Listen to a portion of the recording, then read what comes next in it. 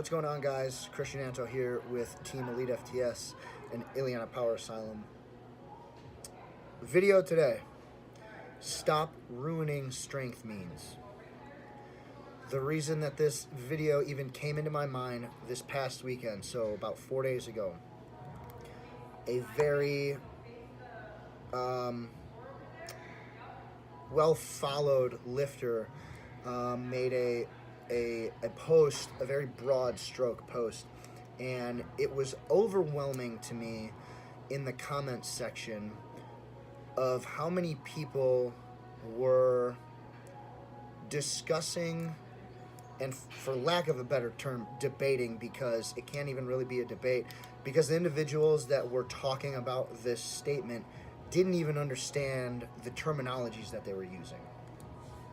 Now, I was going to try and write a whole article based on this, but you can do a very quick Google search, and I completely changed my whole trajectory with this video, because one of the smartest men that I know that is still in this industry today, who I constantly learn a lot from, and this individual has even gone out of their way to email me personally about concepts that I didn't understand while reading things like super training and prepping for my CSCS, is Brian Mann.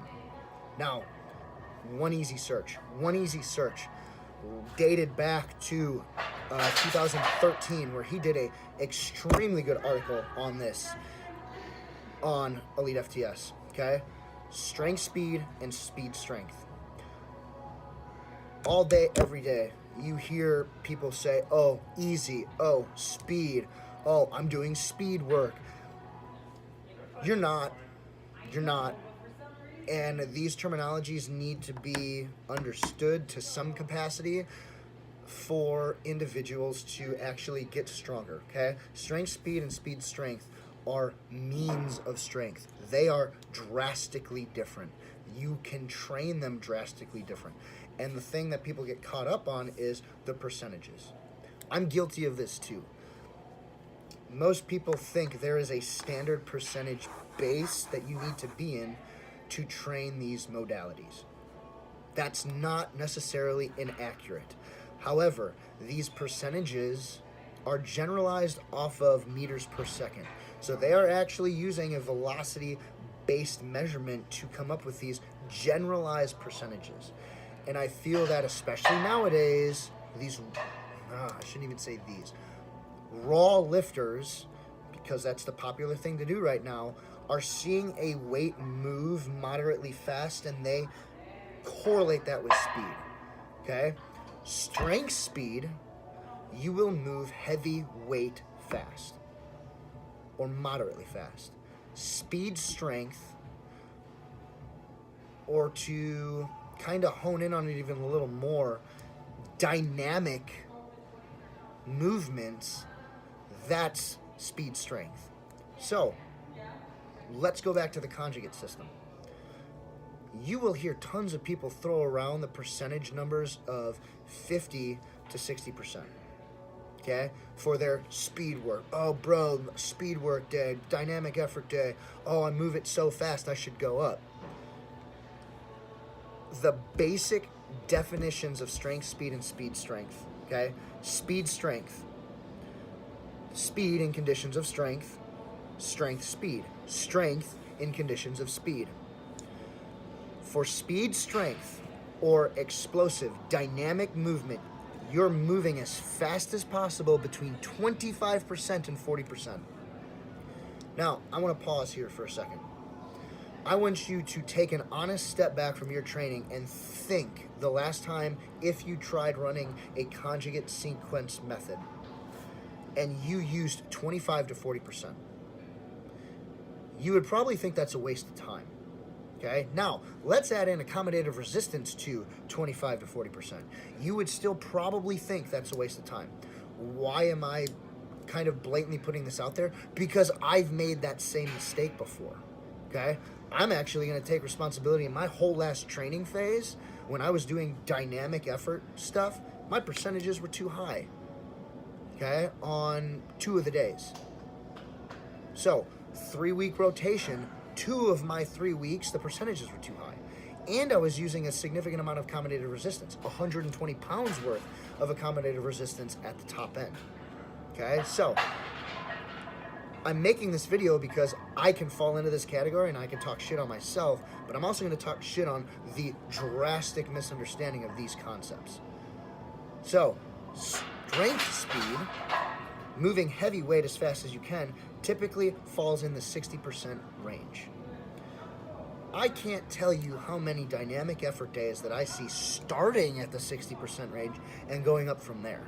Now, this is 60% without accommodative resistance. And these individuals are saying, oh, my speed squats or my speed deadlift or my speed bench. That's not speed. You don't understand. You're missing the concept of what true, actual speed work, dynamic effort work is. So, entertain me, entertain yourself. Let's try an experiment.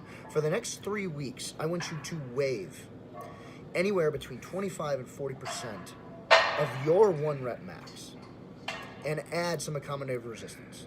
When you do true dynamic effort, explosive work, wait 30 seconds in between each set. Okay? I want you to be as violently, as explosive as possible, like Nate Harvey talks about in Conjugate U. Okay? Get as angry and as amped up as you do for a 1 rep max for your triples on bench, for your doubles on squats, for your singles or doubles on deadlifts. And actually have intent, which the Kabuki guys talk about and Joe Sullivan talks about all the time. Have intent with what you're doing and implement these percentages and see what you feel like after a 3-week wave of that. Now, let's go to conjugate sequencing.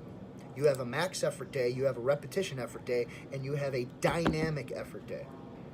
Speed strength, 25 to 40% comes on a dynamic effort day. Okay?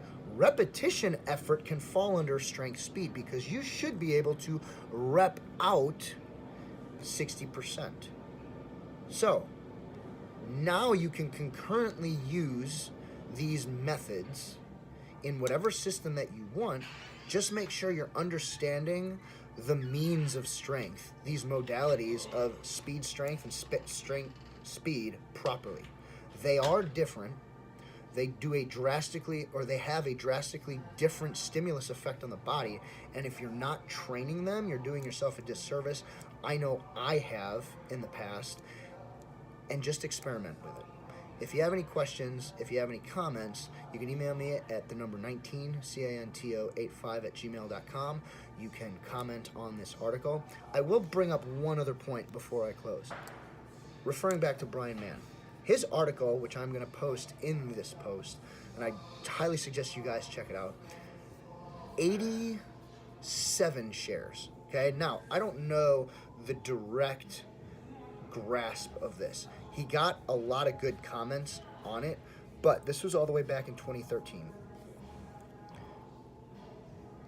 I am going to try and post this to Instagram and see how much feedback I can get from this all the way back in 2013 and see if his post gets any more than 87. So I have a base start, but for this concept to be so drastically debated, which he even brings up in an article back in 2013, and for it to only be shared 87 times blows my mind, because this individual is far beyond me or the majority of people in this industry at this time. So live, learn, and pass on. Learn from your mistakes and just experiment with this and try it out.